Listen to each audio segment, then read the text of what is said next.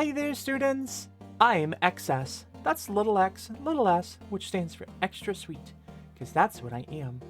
I'm a Puppy-sensei, and I make Japanese content to help you level up your abilities. For today's Grammar Drop video, I'm going to teach you how to talk about something happening between 2 points in time. In order to do that, however, we're first going to have to talk about something existing between 2 points in space. Expressing time across languages is something that I personally find really interesting, and I've talked at length on this channel about how I think tense in Japanese is kind of super complex but also really fascinating.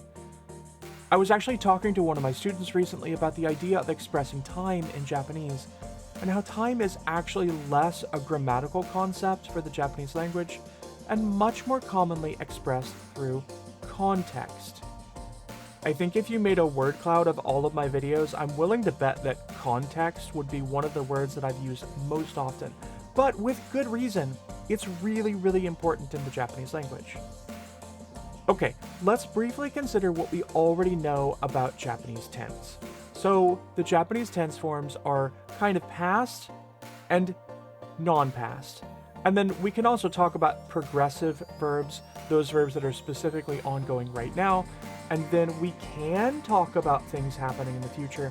We just can't really do that through a grammatical context at all. Now, these are just examples, but at the level of Japanese grammar, we do have some handy ways to express verbal tense. We have these non-past verbs, we have past tense verbs, we have progressive verbs. This doesn't constitute a full list of all of the ways that we can express time and tense through grammar. For example, pre-modern Japanese has a much more robust system of tense-based grammatical concepts. I will be doing a video on that at some point. It is forthcoming. The point, however, is that when we talk about things happening over different periods of time, Japanese grammar affords us a few grammatical functions that do allow us to distinguish when an event is happening. However, and again, I recognize that I'm beating a dead horse a little bit here, but the reality is that even these grammatical concepts are not locked to timely constructions as much as they're related to the completeness or incompleteness with regards to the actions that they refer to. With Japanese tense, you should not be thinking, did this action happen in the past? Or is this action happening in the present? But rather you should be thinking, is this action over and done with? Or is this action possibly ongoing and continuing?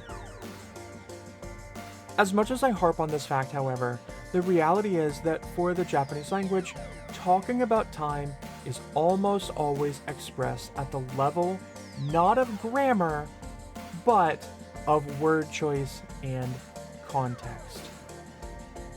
And what we're going to talk about today, I think actually is going to exemplify that in a way that really makes it a lot more clear, or at least I really hope that it will. That was a whole lot of preamble for us to get to this point, but here we are. So today we're going to talk about Aida. Aida is a noun, and in some cases it can also act as an adverb. Generally speaking though, today we're going to be focusing on the use of Aida as a noun to express the idea of something being between 2 points, whether that's between 2 spatial points or between 2 points in time. I want to start with an example sentence that is not using Aida as a timely phrase. So let's take a look. その建物の間に小さな道があります. This sentence has some features that instantly make us recognize some of the things about the Japanese language that I think a lot of my students find frustrating. But I think this sentence actually tells us a lot about how context works within the Japanese language. First, this sentence exemplifies the fact that Japanese doesn't have a need for plural nouns. Do you see why? Well, actually, in order to better explain this, I think that we need to look at another example sentence that does not use Aida. Okay, so here we have our first sentence. その建物の間に小さな道があります. And then we have our new sentence. その建物の前に小さな道があります。Okay, why am I showing you these two sentences? What's actually been changed in the Japanese sentence? Really, we've just swapped mae, which means in front of, in place of Aida, which means between. But the change that creates is really significant for understanding two different things about the Japanese language. First, in the sentence with Aida, the strong likelihood is that our sentence refers to a road that exists between two buildings. That's because the use of Aida really implies that something is between two or more things, right?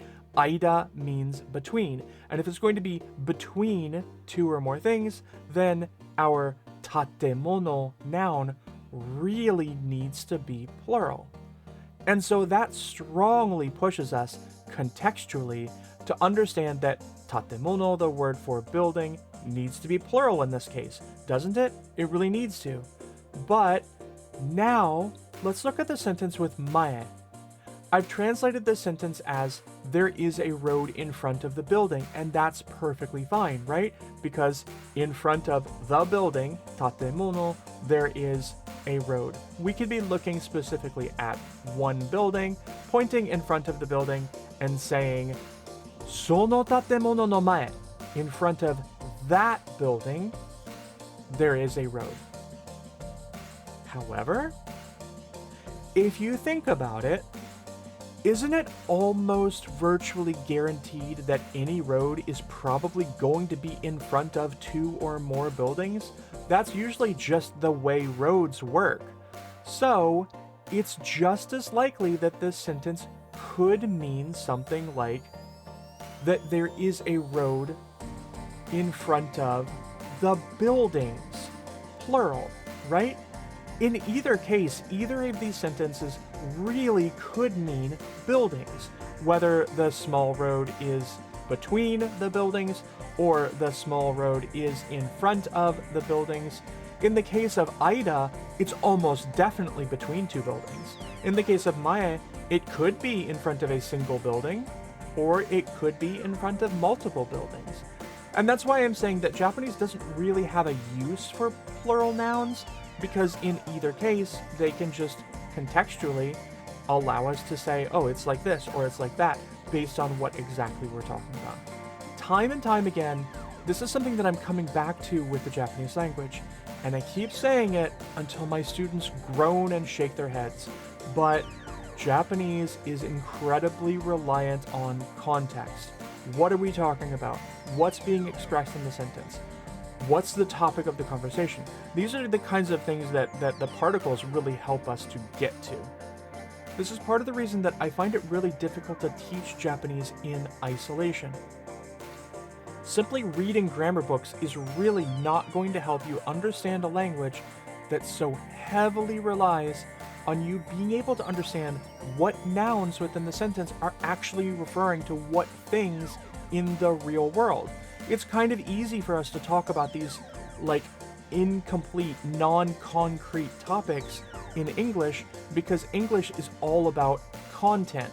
I tell you what it is that I want to say, and through that, you understand what I'm referring to. Japanese doesn't really do this. When Japanese is talking about a thing, the language is referring to specifics in the world, and it's through the dialogue, through the conversation, and through the context that we are ultimately able to see what it is that we're pointing to. That's going to be important for today. Now, the other thing that we learn from these two sentences is that Aida here is acting as a location word. It's very easily interchangeable with mae, and likewise, we could make other various location or directional changes to our sentence with equal effect. So, その建物の前に小さな道があります can easily change to その建物の右に小さな道があります. That would mean there's a little road to the right of the building, and that's taking place exactly in the same spot as Aida and doing exactly the same thing in the sentence. It's locating something in space, just like Aida is locating something in space between two things, right? So Aida here is marking a location in space, and just like any other word that relates to spatial deixis in Japanese, it can be marked with ni to indicate a very specific place where a specific thing is situated. Okay, great. So at one level, Aida can simply be translated as something exists between two or more different things. Okay? So in a way, we're actually pointing at three different spaces with Aida. We're pointing at the one thing that exists between two things. We kind of need 3 points to make this work. Now, there are also plenty of cases where this spatial use of Aida does not need to be marked with ni. Let's look at just one example like that, but I'm telling you there are lots and lots. Anyway, this sentence is, 私の部屋はお手洗いとリビングルームの間です。Okay? It means my room is between the bathroom and the living room. And again, this makes good sense, doesn't it? Aida is a noun meaning between. We've listed two things. We've marked them with to, meaning and then we're adding no aida to mean between those two things. The topic of the sentence, which is marked with wa, is the thing that is situated between those two listed things. So, watashi no heya wa, that's the topic of our sentence, my room. Otearai to living room, those are two spaces marked with and, the bathroom and the living room. No aida desu is in between. My room is in between no aida desu, the bathroom and the living room. Okay, well, all of that is going to set up our second understanding of Aida. We've done a lot of work to get here, but we can also use Aida as a timely word.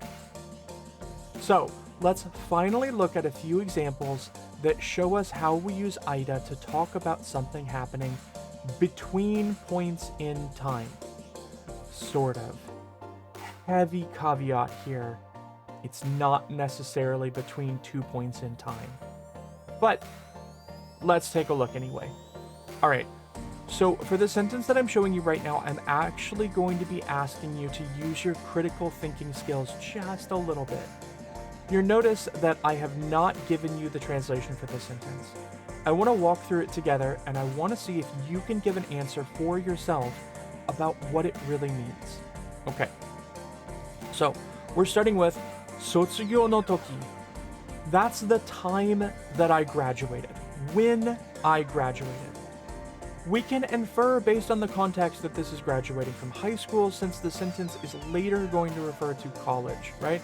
So 卒業の時, contextually, we can say that this means when I graduated from high school.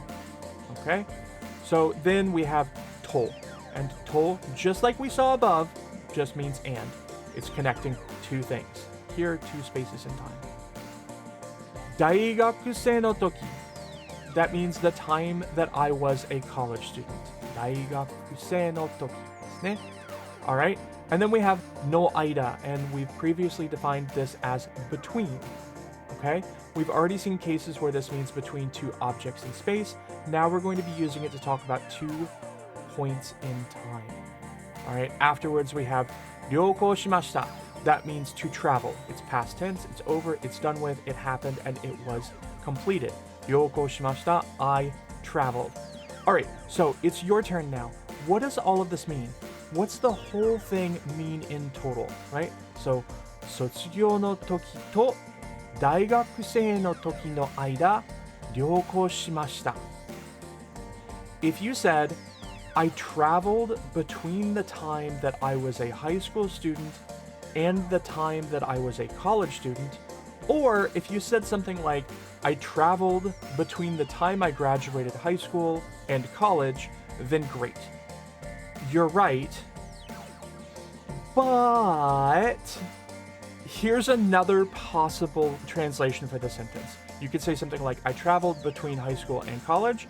It was the space of time between those two things that's important. Or you could say, I traveled between high school and throughout college.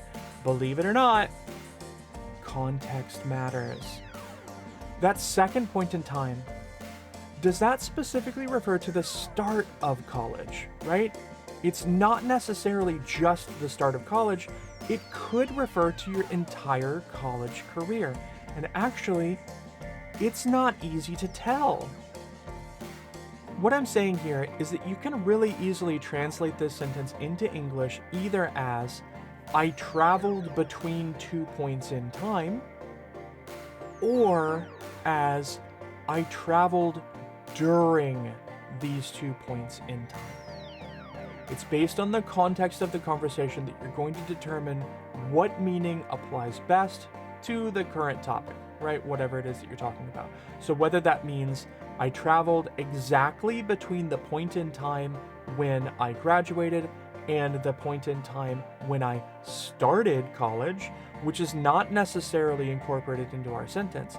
Or it could be, I traveled between the time that I graduated from high school and during the time that I was in college. It's not specified within the sentence. And I think that's important to understand. Now, there actually is a fix for this. We can tweak our sentence a little bit to coerce a much more specific set of meanings that are significantly less ambiguous and less context specific. Let's look.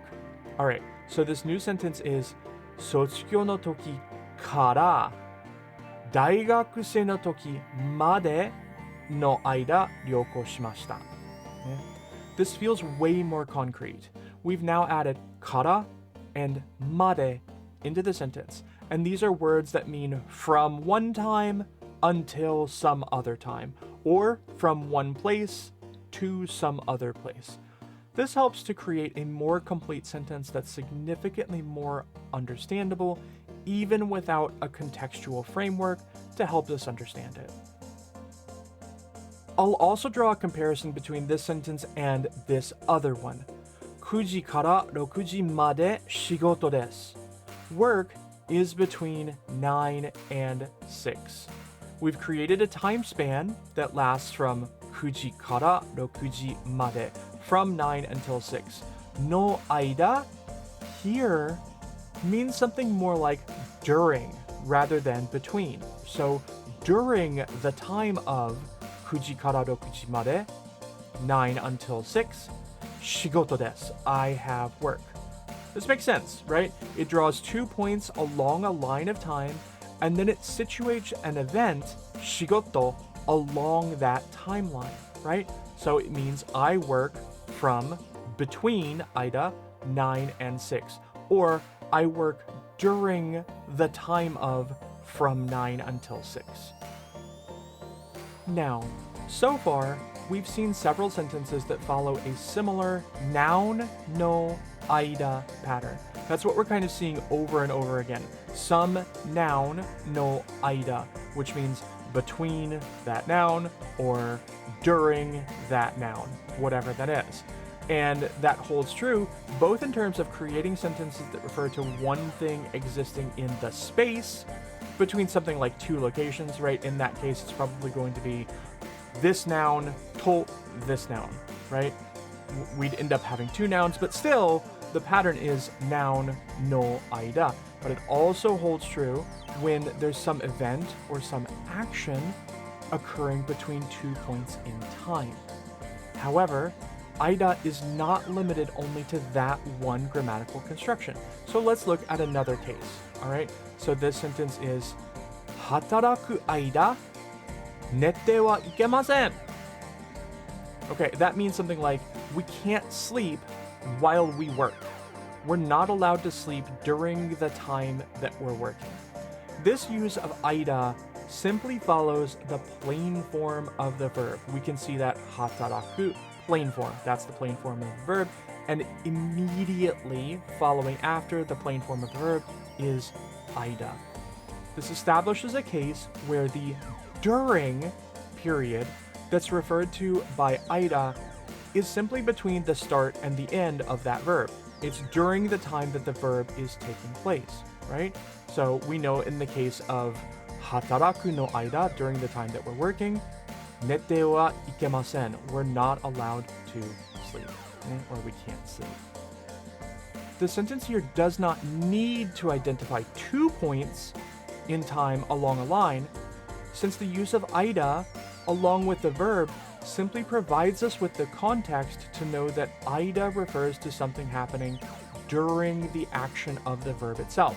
During the whole time that that verb is taking place, sono Aida, during that time, this other thing holds true.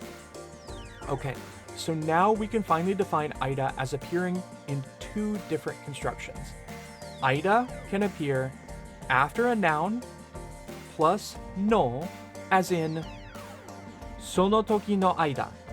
Sono toki no aida. Sono toki is a noun, no aida means during. So sono toki no aida means during that time. Or Aida can appear after a plain verb, as in the sentence terebi o miru aida, while watching TV, while I was engaged in the act of watching TV. Terebi o miru aida, while watching TV. During that time, something happened, and that would need to follow. That kind of comes after. So terebi o miru aida, I don't know, something happened. A book fell on my foot or something like that, right? Okay, so far so good, but unfortunately we cannot quite close the book on Aida just yet. What we've learned about Aida so far is that it identifies a thing happening over a period of time, or it identifies one thing existing between points in space. However, I'm now going to introduce a slightly different construction, and there is a tiny nuance between them. So far, we've learned a lot about Aida, and we've also learned a little bit about Aida ni. We talked about Aida ni in terms of spatially locating something existing in one exact place. Okay, so Aida ni, if we're using that spatially, it means something exists at this one point.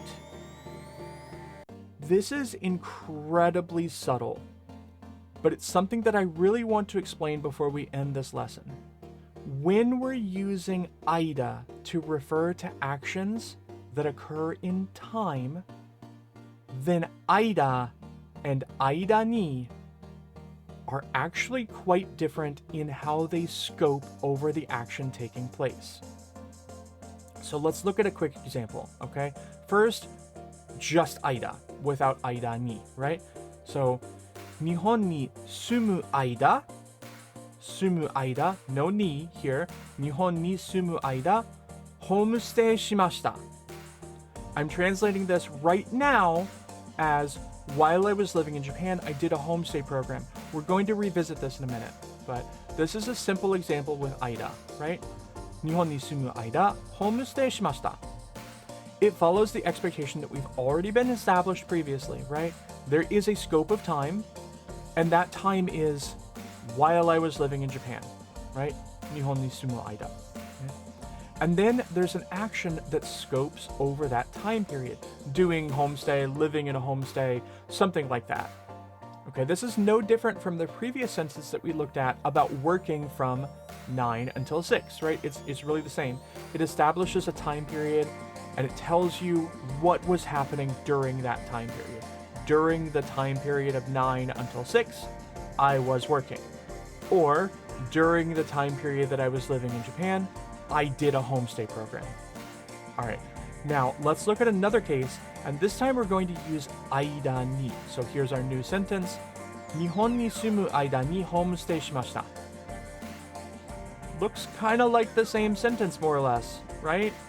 We just have ni after Aida, and the first sentence did not have that. And my translations are exactly the same, aren't they? So how are these sentences different? It's very subtle, and I think it's a little tricky, so let me explain. In our first sentence with Aida, the event, homestay, actually scopes over the entire time that I lived in Japan. So we might want to slightly amend our translation like this, right? 日本に住む間 homestay しました can mean something like I did a homestay program throughout the time that I was living in Japan. Cool. Alright, so this more precise translation, something like I did a homestay program the entire time I was in Japan, because these time periods basically fully overlap. And that's just like the example where you worked from 9 to 5, because presumably you were actually working, barring like small breaks or something like that, during that entire time, from 9 to 5, or I'm sorry, from 9 to 6. I don't know what work shifts are. From 9 until 6, you were working the entire time, presumably. Now, our second sentence, the one with ni, is subtly different. In the second sentence, I did a homestay while I was living in Japan, but that homestay does not scope over the entire while that Aida refers to.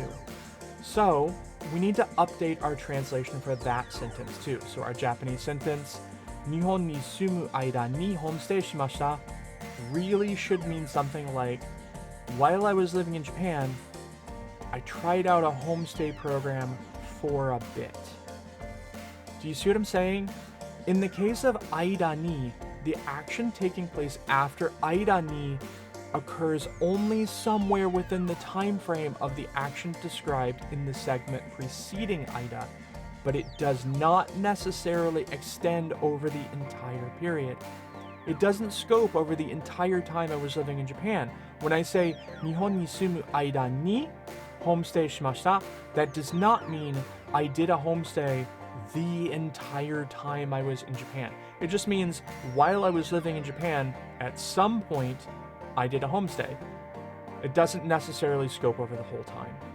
So you have to be careful with Aida and Aida ni, because if you tell your boss, 9時から6時までの間働きました, then your boss is going to be very happy because you worked your entire shift. But if you tell your boss, 9時から6時までの間に働きました, then your boss is going to be like, what? What else were you doing that you only worked for part of your shift? You only did a little bit of work from 9 until 6.